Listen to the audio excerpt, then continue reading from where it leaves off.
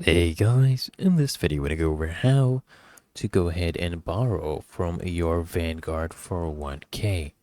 Okay, it's a very easy and simple process. So basically you just need to log into your account and then you want to go ahead and select Access My Money tab on your homepage. Then you want to go ahead and select Loans and Withdrawals, and you can basically see the types of loans you can take, decide how much you want to go to withdraw, and you can get started with that. Okay?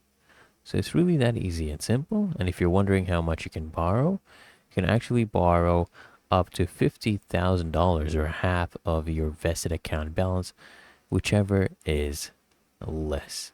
Okay, guys? So come here, log into the website, and get started. So I hope this guide provided value to you, and if it did, consider smashing that like button, as well as subscribing to frequently asked questions.